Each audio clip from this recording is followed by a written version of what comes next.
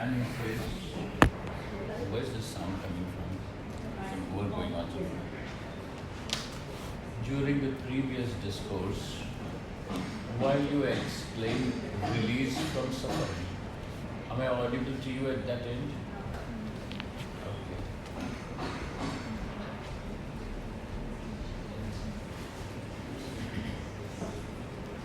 During the previous discourse, while you explained release from suffering by distinguishing the self from the non-self, you emphasized that it is from the yoga perspective and not Vedanta.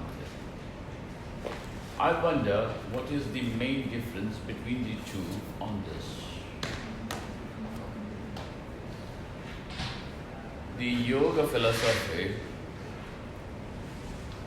says that the basic premise seems to be the same, yet there is a major difference. The basic premise seems to be saying the understanding between what is the self and what is not the self. In the yoga philosophy, the world which is illumined by the self, now this world just doesn't consist of people, animals, stars, moons, planets. By the word world, what is meant is everything, including this body-mind complex, falls under the category of being the world. This is the world. It is the part of the world as much as the air in your lungs is the part of the world, so also the lungs and the body is also the part of the world.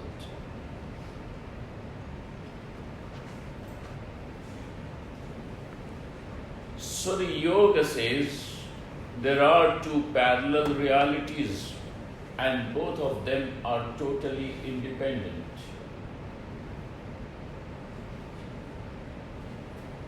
Two parallel realities, you and the world. Neither are you dependent on the world, nor is this world dependent on you.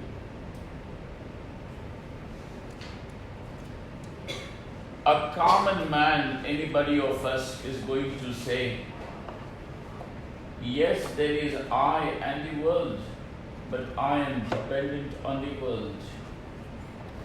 The world provides me existence.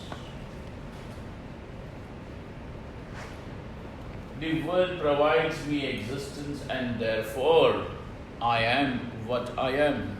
It is yet not begun. It is just a question.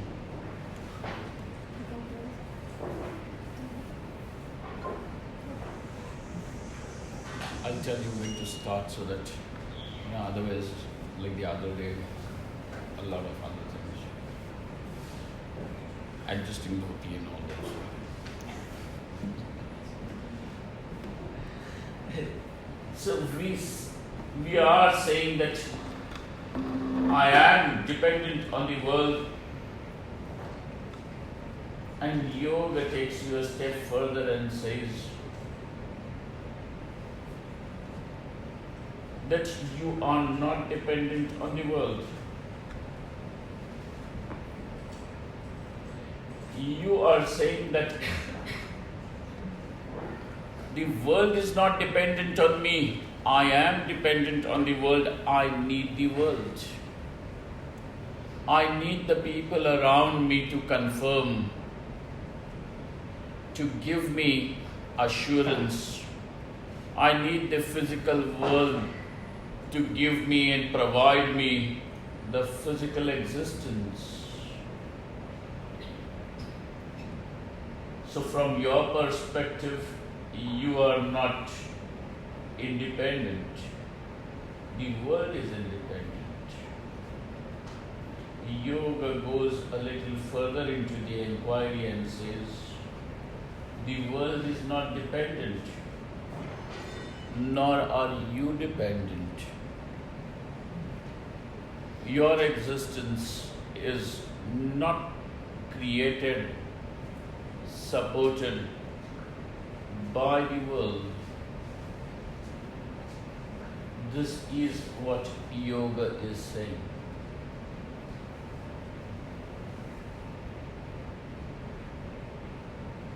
Because you are that consciousness, your definition of I is no longer the body-mind complex. When you made the previous statement, your definition of I was that I is this body-mind complex. Now yoga allows you to have this understanding that the body-mind complex is as much witnessed by you as much as you witness the world of time and space and objects. The body-mind complex is also something that is seen, and therefore the body-mind complex is not I.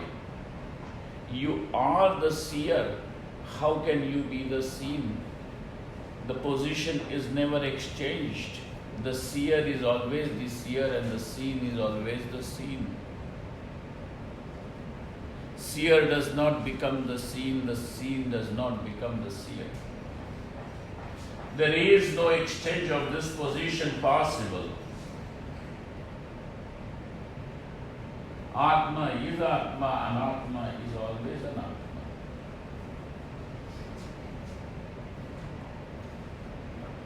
The moment you start seeing the body-mind complex as a part of this world, the body-mind complex is dependent on this world. But because you are something much more, in fact distinct from the body-mind complex, the body-mind complex is your vehicle. You are obtained in the body-mind complex, but you are not the body-mind complex. You may become available in this building, but you are not this building. To meet you, I may have to come to this building, but the distinction is that you are not the building. The building is an independent entity, and you are equally independent entity. Whether the building collapses or doesn't collapse, with the collapsing of the building, you don't collapse. And if you collapse, the building doesn't collapse. So two different entities and both of them are absolutely independent. This is what yoga is saying. The non-self is different. Vedanta says that you have discovered your presence as the witness. You have found that you are the witness, fine, but that's not the final reality about the self either. Because Vedanta is a giant leap. This is a giant leap. Because over here Vedanta says that you are independent of this world, but the world is not independent of Till now you have found that you are dependent on the world, and the Vedanta comes to say and show you that the world is dependent on you. The entire gamut of time, space, and objects. Your independence is not a mutual independence.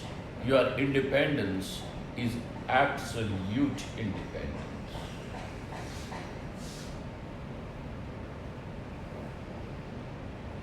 This is the difference. The common man's perspective, the perspective of yoga, and the perspective which Vedanta imparts.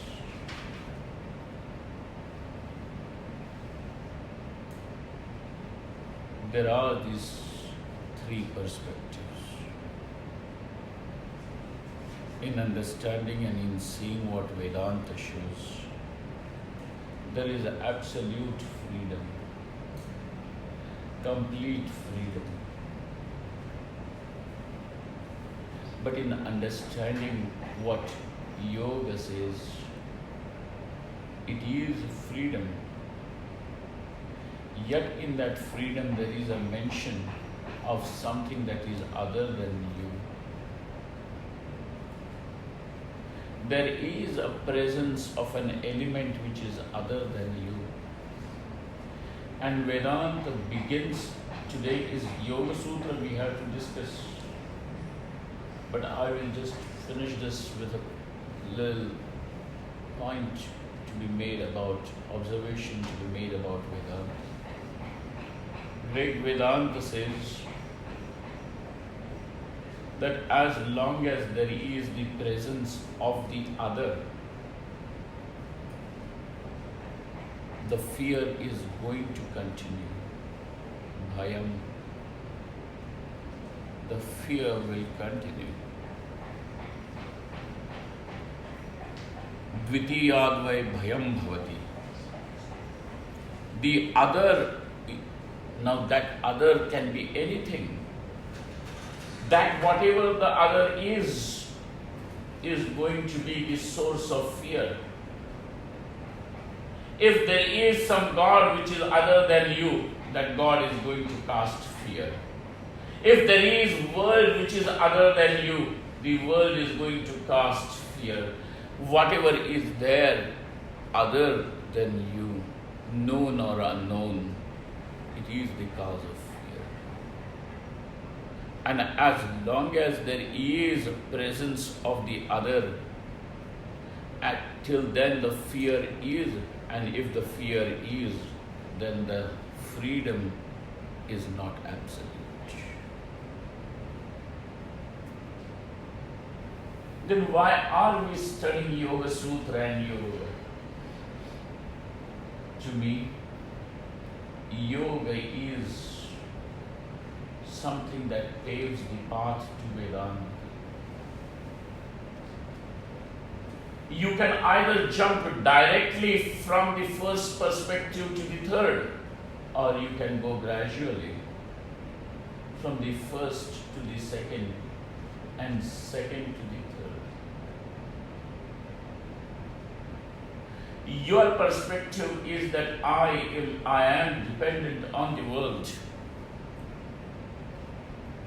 and therefore I need the world. You need people to confirm to your ideas. You need people to give you approval, to give you a sense of existence till somebody tells you that he or she loves you very much. You don't feel any meaning to your life. That my existence is empty. My existence is empty unless and until somebody gives an approval, and unless and until somebody gives that meaning, provides me that meaning. This is where we are living. Either it's possible to jump from here and take that giant leap, or take your tiny steps from this. Come, arrive at a point where you are now able to appreciate that your presence, your existence is not an individual, is not a small little entity, but you are pure consciousness. The names and forms appear and disappear. So also this is one name and form with certain attributes. It comes and it goes. But you are that light in which the coming and going of the names and forms is possible. Therefore, that I am, that consciousness I am. If you have reached here, now comes the next and the final destination, wherein you see the consciousness that I am is infinite, is complete. This consciousness does not have any limits of time, of space as an object. Because all these time, space and object are also appearances in this awareness and nothing more. This is final. Because there is now nothing else other than you, other than this self, other than that consciousness. There is nothing to be achieved, nothing to be attained, nowhere to go, nothing to cause fear. And here is the total, absolute contentment. So Greg, here is the difference. It is not a difference so that we can fight with each other with sticks, whether yoga is right or Vedanta is. In fact, your understanding of Vedanta will become easier. Your arriving at the temple in the sanctum sanctorum of Vedanta will become swifter if you come through yoga. Then what is the meaning of this yoga? What is this yoga? The whole world seems to be crazy about yoga. Go to California and you will find everything that can go in name of yoga.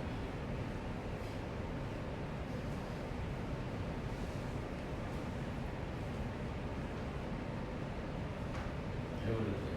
It's quite interesting.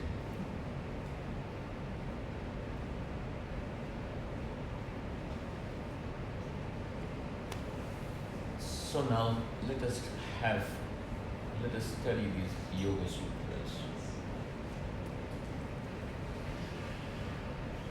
Om Yogena Chittasya Padena Vacham Malam Sharirasya Chavaidhyakena Yopakarotam Pravaram Muninam Patanjalim Pranchaliranatosmi Abhavu Purushakaram Shankha Chakra Siddharinam Sahasra Shirasam Shvetam Pranamami Patanjalim.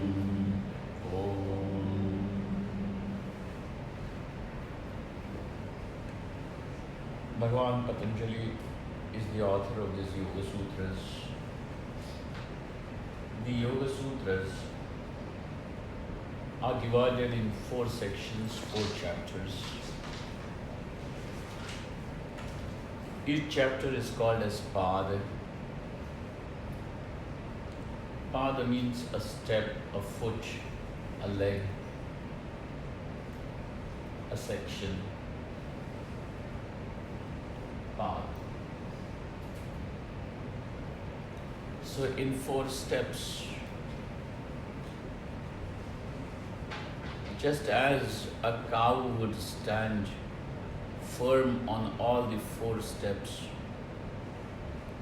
we have the body of yoga standing firmly on these 4 steps.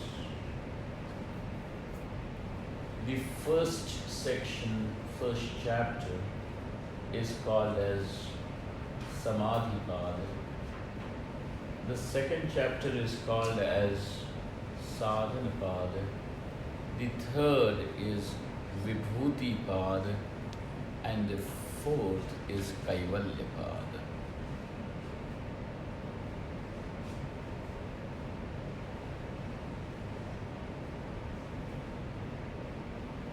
Samadhi Pada. So we are going to begin this study.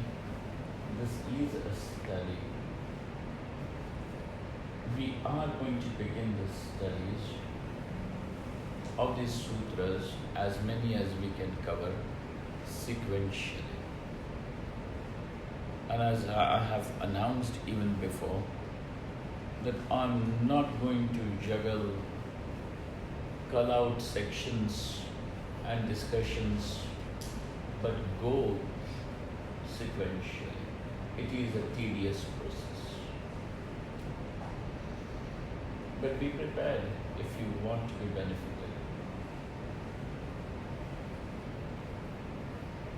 Those who are asking for shortcuts,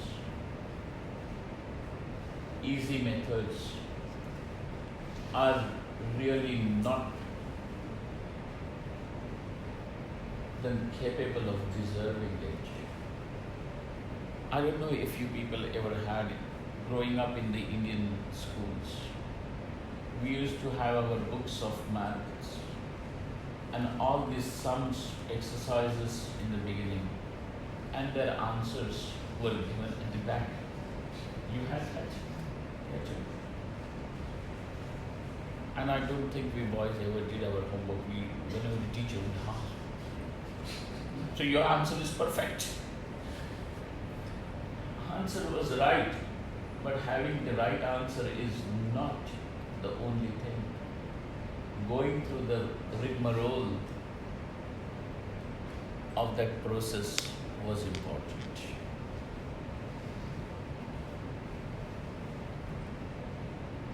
You see, go through this and you will reap the benefits. So let us begin.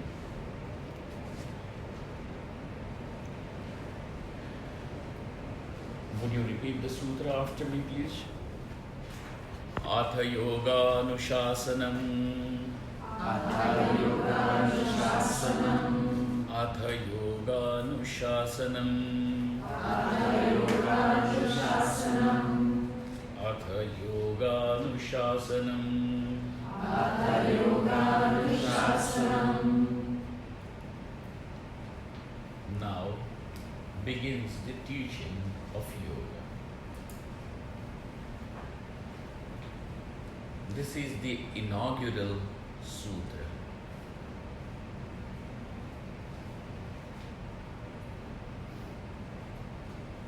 Atha yoga anushasanam. It consists of 2 words, Atha and yoga anushasanam. Just 2 words. And the statement is complete. Which means whatever has to be said is already said. Just 2 words are having such a load of meaning. Now begins the teaching of yoga, English. And then you can say full stop, done. Whatever has to be said is said.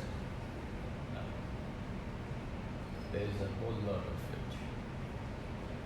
Let us go through it.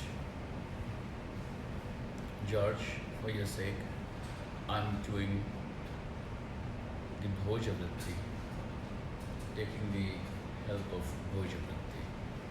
Okay? A very important commentary on Yoga Sutra. I think you people will have little patience and will be kind to me even when I'm going through the Sanskrit sections of it. Anena sutrena shastrasya sambandha abhidheya prayojanani akhyayante. By this sutra, something is explained. What is explained? Of this particular shastra, of this particular body of knowledge, what is the main subject matter? What is the consequence of understanding this? And what are the internal connections between the various factors that are involved? These are the things which are told to you in the first sutra. So if you are going to say the first sutra is just saying, now begins the teaching of yoga, is not sufficient, you see. Because when you are going to say that statement, the whole lot of meaning should become available to you. When I am going to say H2O, it is just not saying H and 2 and O. Whole lot of it. It means water. It means hydrogen. It means oxygen. It means 2 molecules of hydrogen, 1 molecule of oxygen, and that kind of combination now is what? A big thing, but you just said H2O. It's like that. So what all things are covered, what should become clear to you through this first sutra? Sambandha, Abhidheya and Prayojana. Okay? Sambandha means the connections. You are going to learn this, understand this. What is the connection between you and this body of knowledge? Well, you want to attain and achieve something. What is the connection between you and that now? How does this knowledge connect you to where you want to reach? So there are various points of connection, sambandha, connections. Abhidheya, the subject matter, the main subject matter, abhidheya. And then prayojana. Prayojana means the purpose. Even if you study, what would happen? What would happen? So now when that prayojana is clear to you, you will know that what yoga should bring to you. What is it that the practice of yoga should bring to you? Because what is meant as yoga also should become clear. So here he says, sir, that's all okay. But now look at those words, Atha and Yoga Anushasana. You have it opens up with the word Atha. What is the meaning of this word Atha? Atha Shabdo Adhikara Dyotako Mangala Atha Kascha. That this word Atha has got these 2 implications. It means it is a beginning. It is a beginning.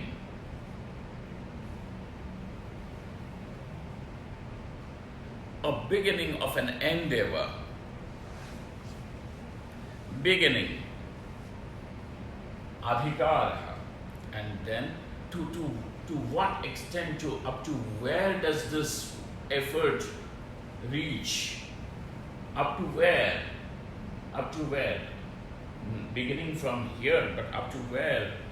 What all things get covered in it? Adhikara. Where? Up to where? Where? Adhikara.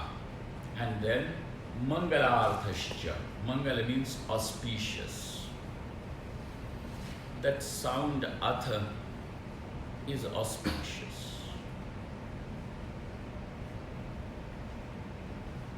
Good. It means something good.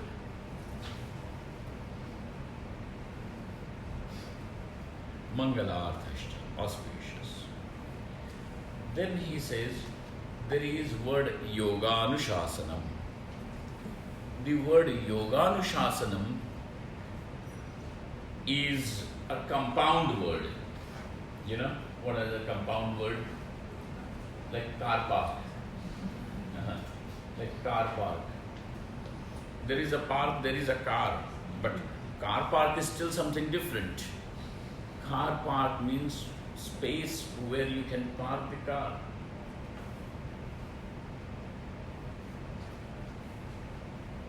So two words, park and the car, when they come together, it is able to show you something still different. And that's why it is the compound word serves to show you that. Like that, there is a compound word here, yoganushasanam. What are the two different words involved? Yoga and anushasana. So he says now the word yoga. Yogaha yuktihi samadhanam. Generally the word yoga has been used to mean union, putting together. Though this is the meaning, one meaning which comes union, yet over here the word union is not meant in the, okay, it is not union, it means samadhi.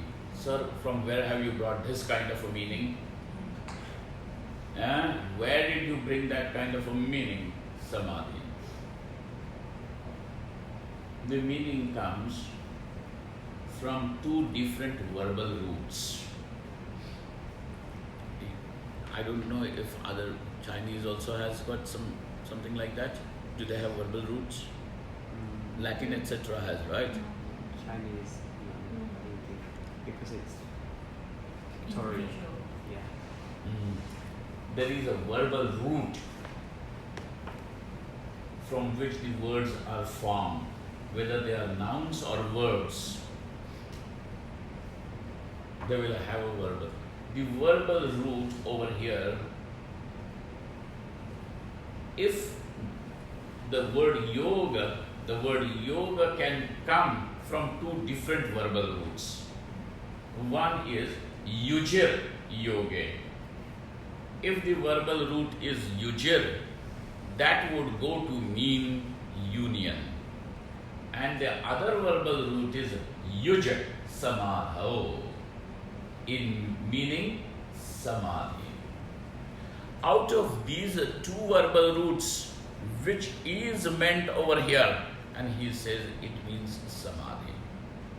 Is there a reason why you are not using the other verbal root? There is a reason. Are you ready for that? Okay. Or this much is enough to know that it comes from the verbal root samadho. Yuj samadho. Why did you not bring the first verbal root to mean yoga, which means union? And we will know, at present, we are identified with the body-mind complex.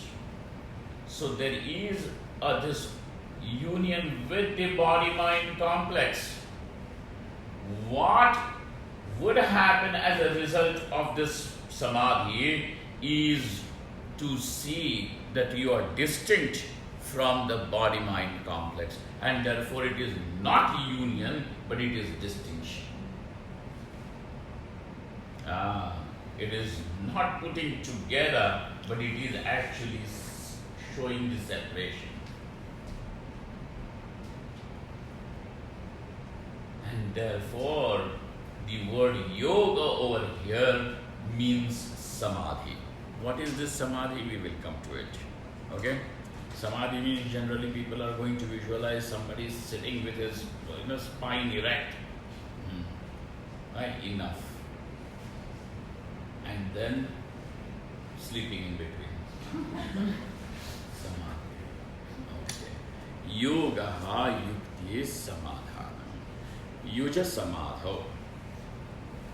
Then the next word is anushasanam. In the compound word, one is yoga and the other is anushasanam. Anushasanam means anushishyate, vyakhyayate, lakshana bheda upaya phalaihi yena tad anushasanam. Anushasanam means explanation. Anushasanam means explanation. It is a vyakhya, defining, definition. Vyakhya.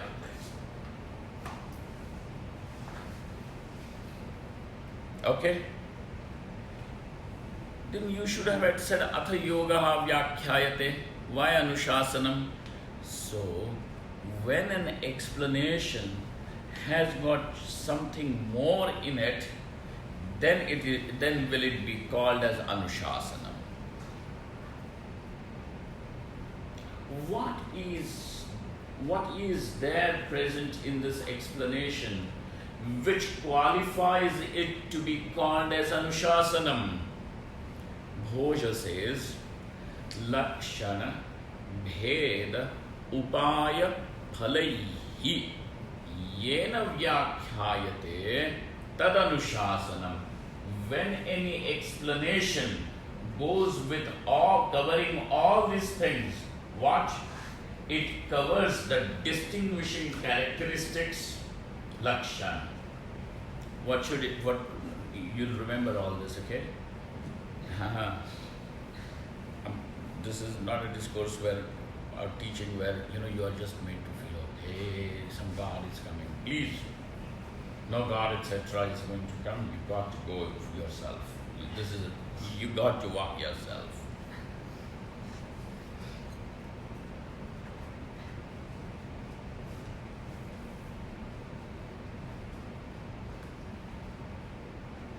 And as a teacher, I'm not at all entitled to entertain any fancies.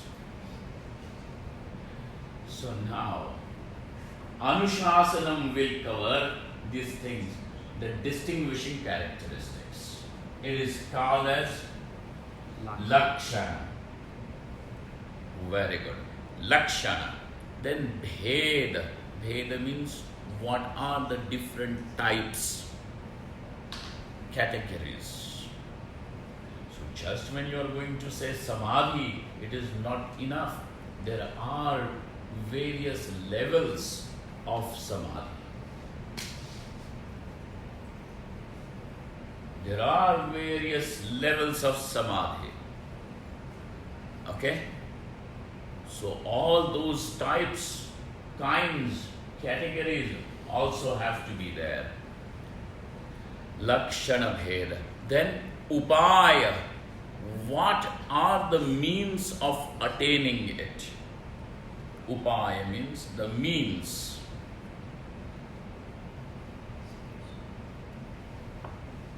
And Phala. Phala means fruit. Fruit means it is not fruit, apple and pear. No, fruit means the finality of something. So when the seed grows till it has reached to become a fruit, the journey of this seed is not complete, because when it has become the fruit, then it has produced another seed, and then now that seed's journey is complete. Fructification, the finality, the final result, the result is called as phalam. Okay?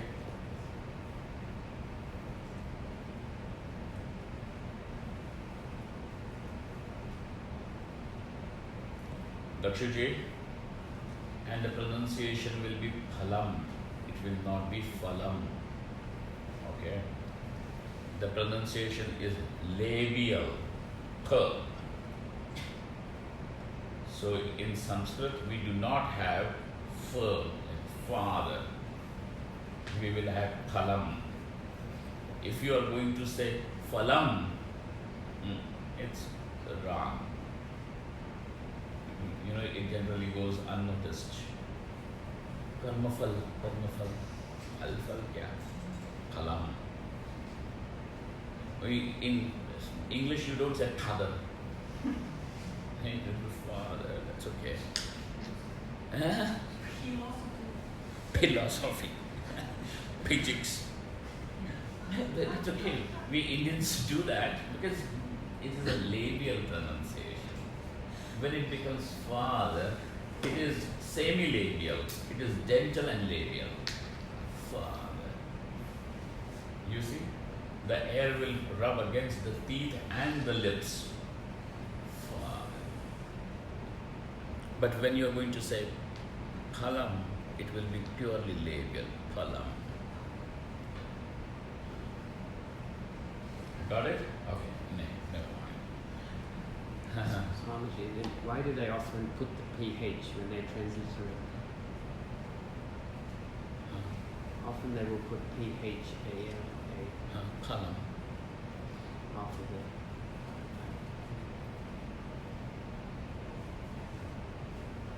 That's how else should it be written? Because when they put the PH, we would think like philosophy. That is transliteration. But if it is, what is it called? The marks. No, that's okay.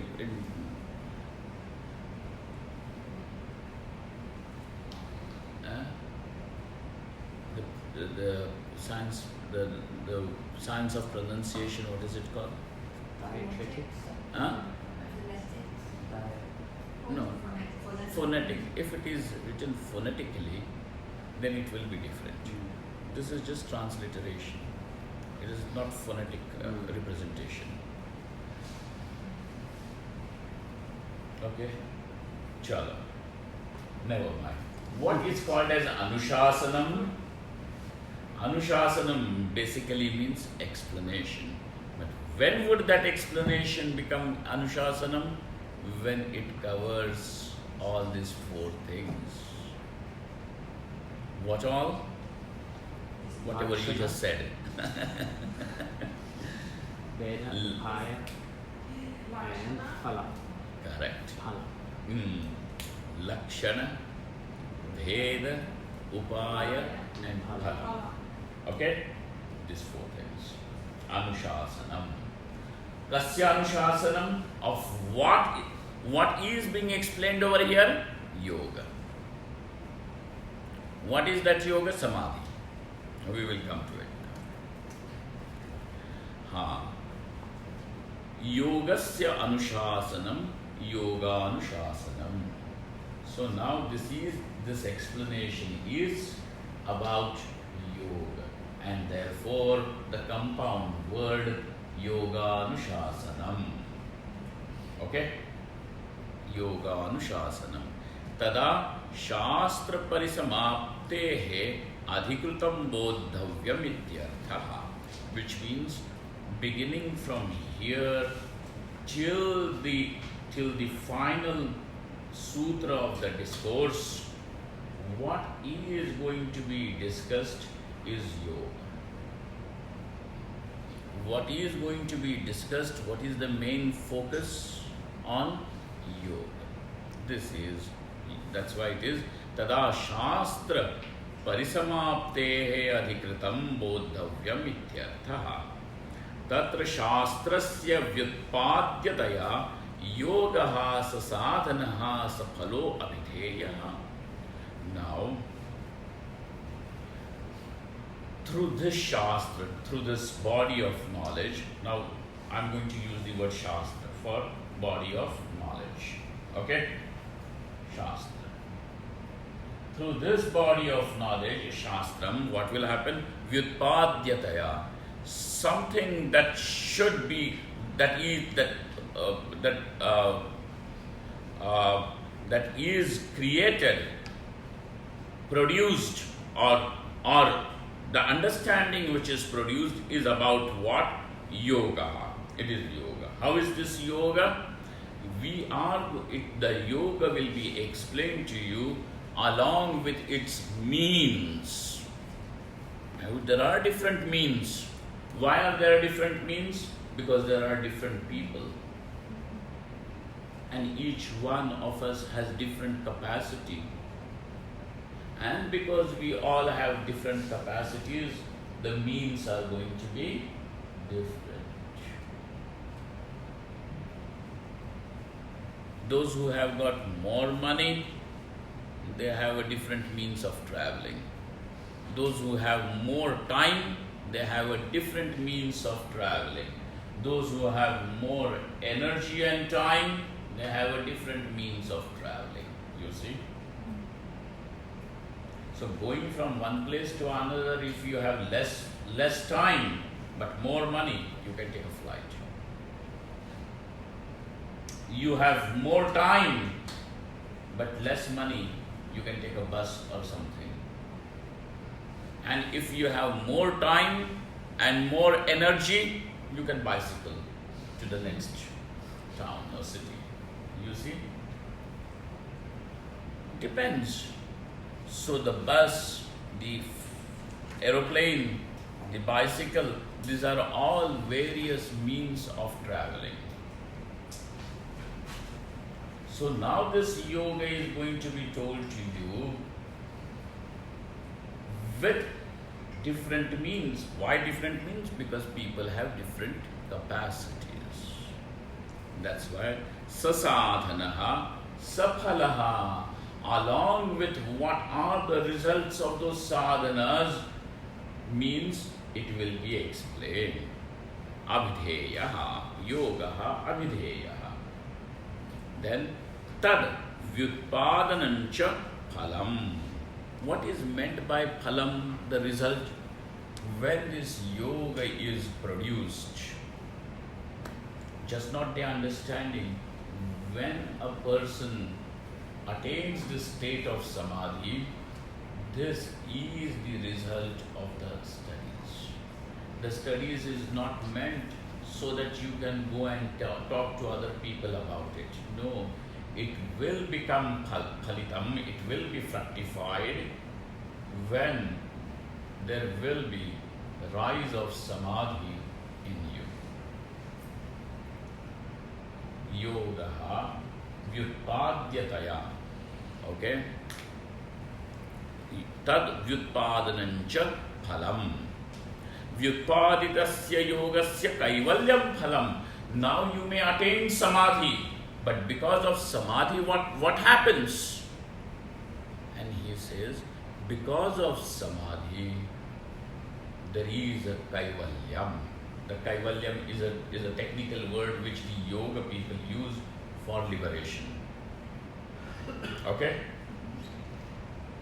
Liberation over here is in form of discovering that you alone are untouched, uncontaminated by anything other than you. Uncontaminated, asangaha.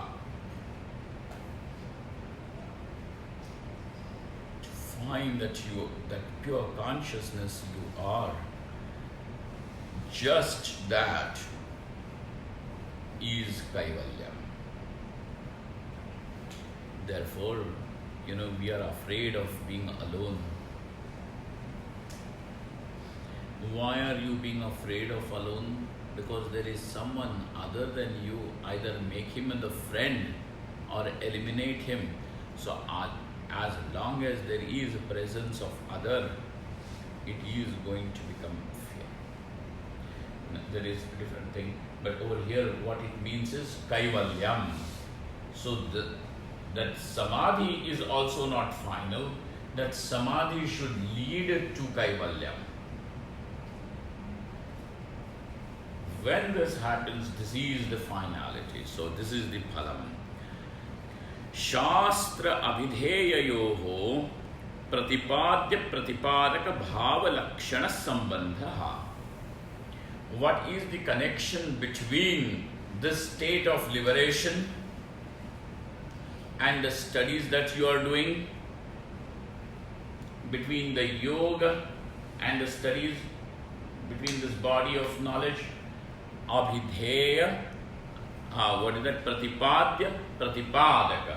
That this body of knowledge or this study is showing you what is to be attained.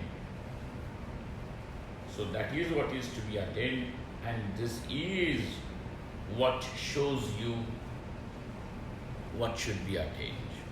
Pratipadya pratipadaka bhava lakshana sambandha.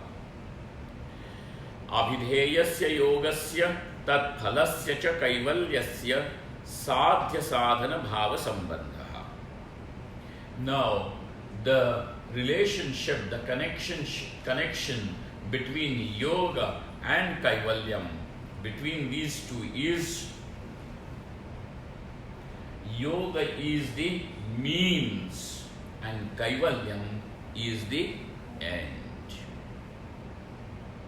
Yoga is the means and kaivalyam is the end. There are different means to achieve yoga. There are different means to achieve yoga. But having achieved and attained yoga, this yoga should lead to kaivalyam. And therefore, yoga by itself is the means and kaivalyam is the end. Okay. Etaduktam bhavati vyutpadyasya yogasya sadhanani shastrena pradarshyante tat sadhana siddho yogaha kaivalyakyam phalam vyutpadayati. What has been discussed so far then? Now he says, Vyutpadyasya, that yoga which was explained to you, how was it explained? That it was explained along with its means. When you are going to practice the means of yoga in your life, then yoga will be attained, and this yoga finally will culminate in Kaivalyam. Okay? This is the whole journey. Now, those two words, Atha Yoga Anushasanam, were containing all this. He is containing all these things. Now, if it was to be just said, now begins the study of yoga. Hey, where from would you bring all this? So that's why it is a whole lot of concentration. What do you say? Concentrated. Condensed in just 2 words. Is not that amazing? That so much of content could be just condensed in 2 words. Atha Yoga Anushasanam. So repeat this sutra once again. Atha Yoga Anushasanam. Atha Yoga Anushasanam. Atha Yoga Anushasanam. Atha Yoga Anushasanam. Atha Yoga Anushasanam. Anushasanam. Anushasanam. That's fine. Now you said, sir, that yoga means samadhi. What exactly is this? Because if you are going to provide one word for another word, it doesn't make any sense. Right? What is yoga? Yoga is samadhi. What is samadhi? Yoga. Such circular definitions do not bring any clarity. They don't bring any clarity.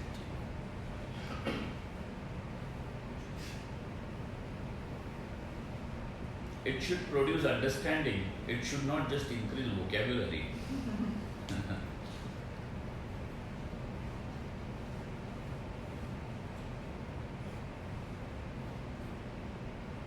Otherwise, you will be just a thesaurus, giving one word and 10 words for one. What is that samadhi? Here it goes. Yogaschitta vritti nirodha.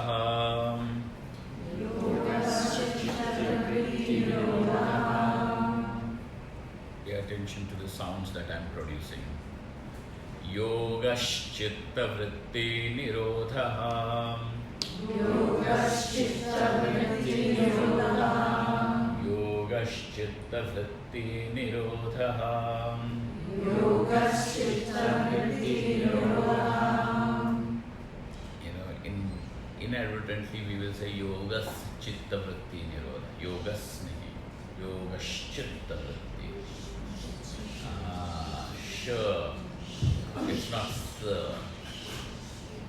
When I was in Beijing, those people did, because we are not accustomed to so many sh's and ch's.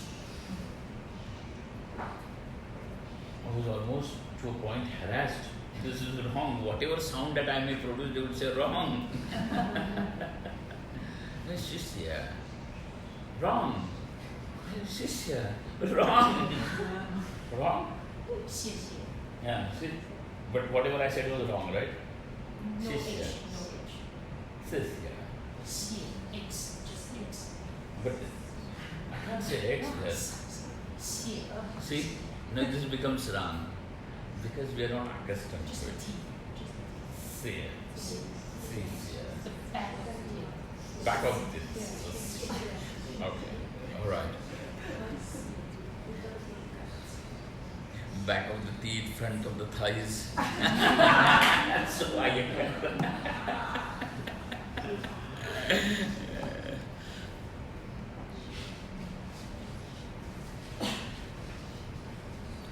Yogaschitta vritti nirodha. Okay, what is this yoga? Yoga means where the modifications of the mind are withheld. Yoga means withholding the modifications of the mind. Okay. This is very simple. It is like just stopping the traffic. When the traffic is stopped, no cars on the road, empty road. Like that, if all thought processes are stopped, that empty mind is samadhi. Oh, I understand. Okay, yeah, come on. Here we go.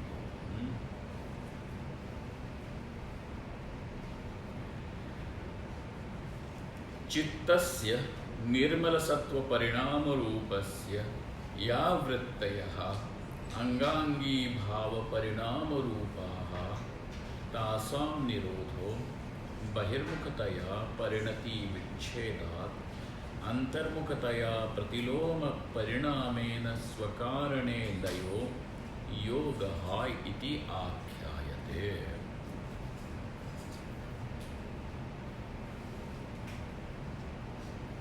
We have discussed this several times on several occasions for many years now. That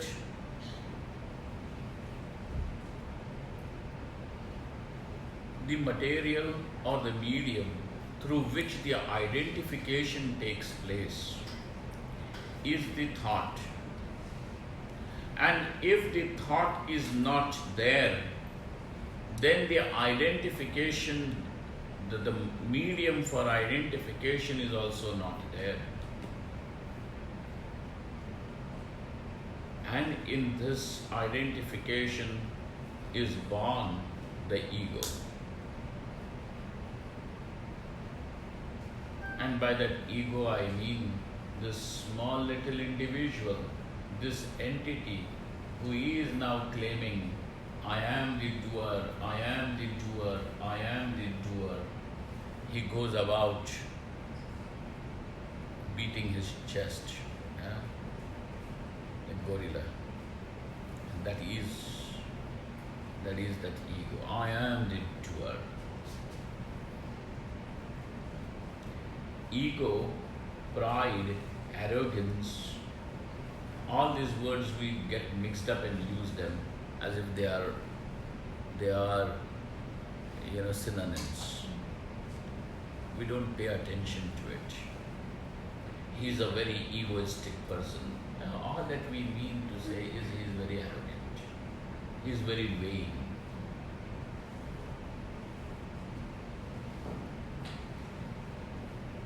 Ego means this individuality. Where is this individuality?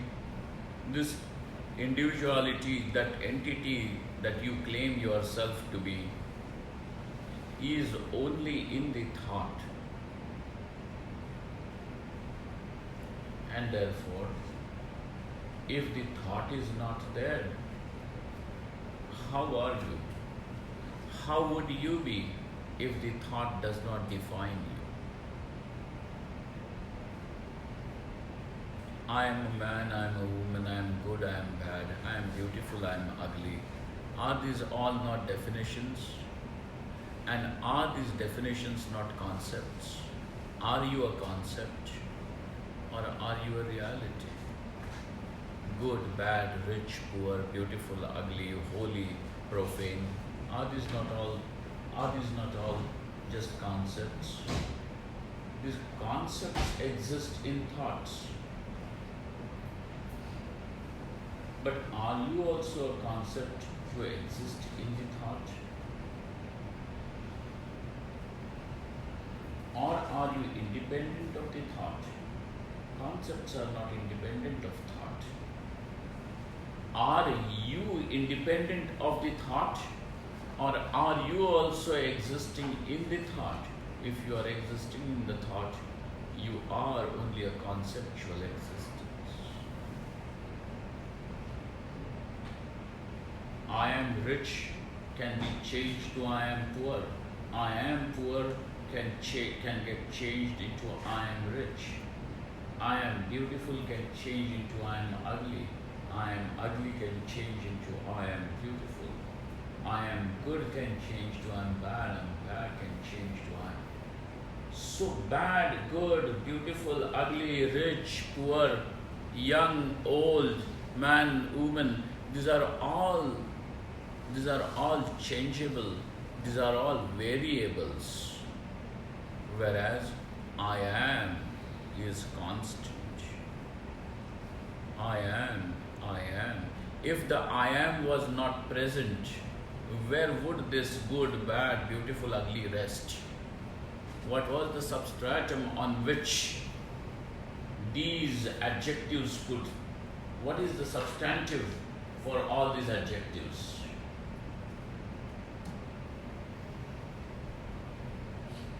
What is the substantive for all these adjectives to be?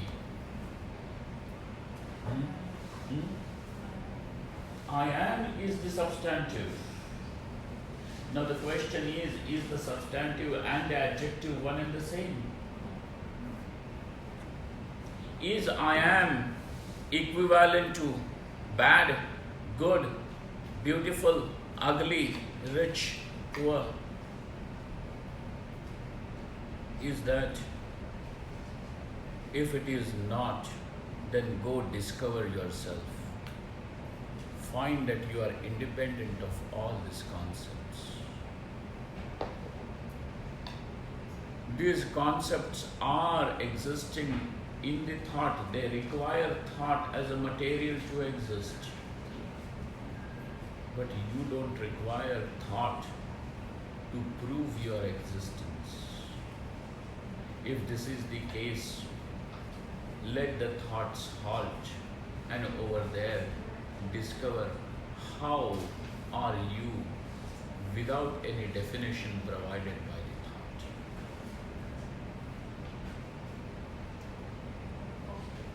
So this state where all the thoughts, where the thoughts are given up, where the thoughts are given up is called as yoga, is called as samadhi. Okay?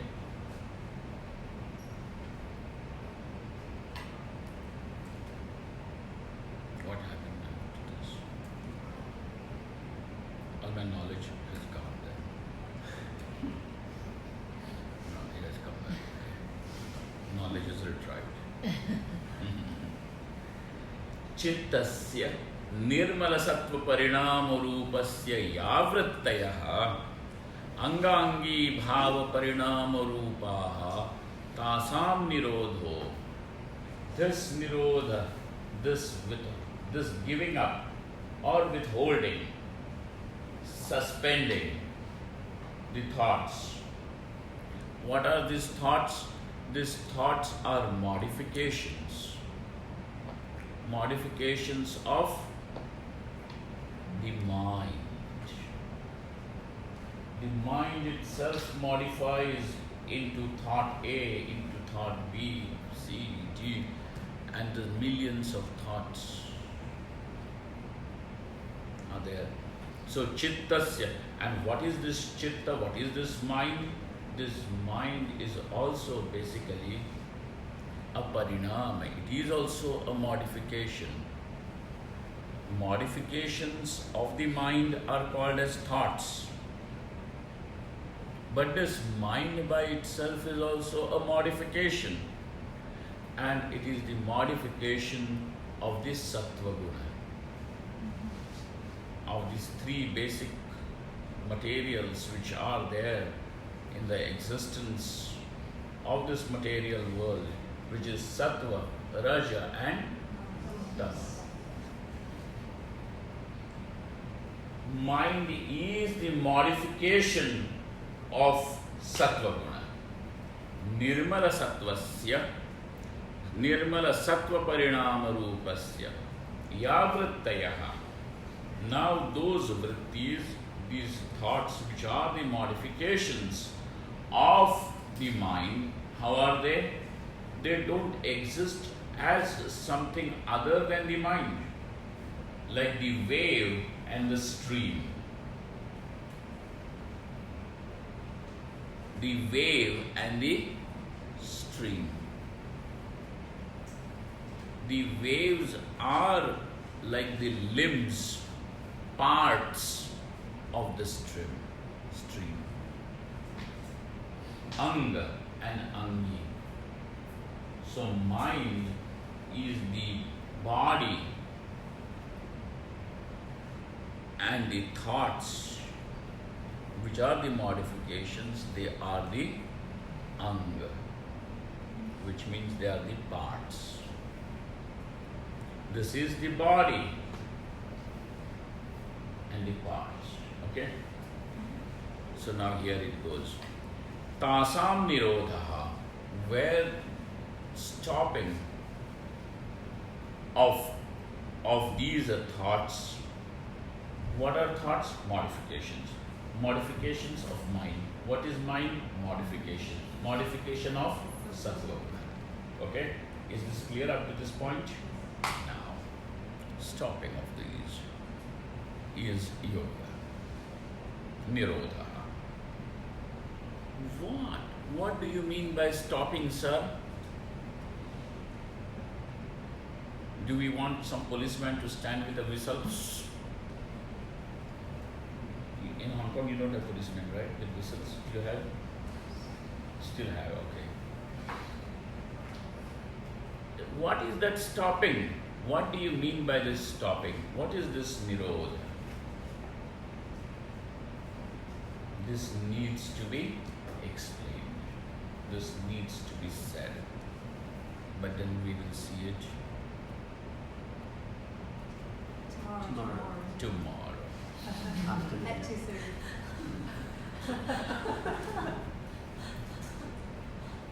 Till then, just this much.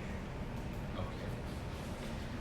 Om Purnamadaha Purnamidam Purnat Purnamudachyate Purnasya Purnamadaya Purnameva Vashishyate. Om Shanti Shanti Shanti. Namah Shivaya Namah Shivaya. Thank you, friends. Thank you very much.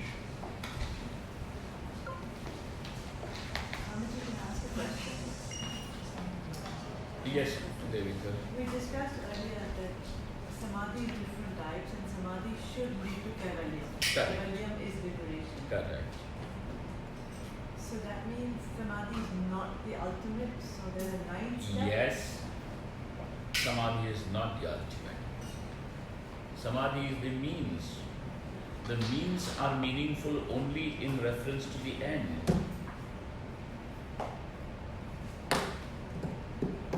But it is the ultimate means. According to the Yoga Shastra, Samadhi is the ultimate means. That is So may I ask you why there are 9 limbs of yoga? Eight. Kaivalya should be the 9th. it. 8. True. But if samadhi is only a means, then shouldn't kaivalya be the 9th?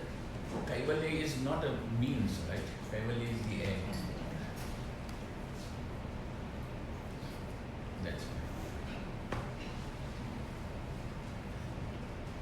Okay? Happy?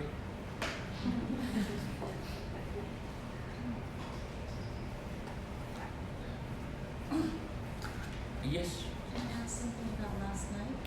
please. Do we not need knowledge to have faith? Do we not need knowledge to have faith? In order to have faith? Because There is some knowledge which generates faith. Okay? But then that knowledge which generates faith is not really knowledge. It is only a hypothesis. There is God. You hear this. And now there is God. This idea, you have faith. There is God. This is it. Now you have not verified whether there is God or not. But it is some form of information which has come to you. It serves as your knowledge, but it is not definite. There is God means there could be, there may not be. So when it is in state of, this divided, bifurcated, it is called as doubt. It is not knowledge. You have class here? it's 3:30. It is doubt. So this hypothesis provides you a little footboard for that faith. But now this faith should allow an inquiry to flower. If somebody is going to say, because you don't have faith, it is just simply creating a guilt complex and nothing else. It is creating only a guilt complex. You are not able to see God because you don't have faith. Which means again and again you are made guilty as if you are the criminal. It is your defect. It is not the defect of God. Then you can always say, well, I don't have faith, but God has the power. either to give me faith or to show himself without me having faith. But no, you are made guilty, you are bad, you are a criminal. And then you live with this guilt that something is wrong with me, something is wrong with me. This is a pure insult of your existence.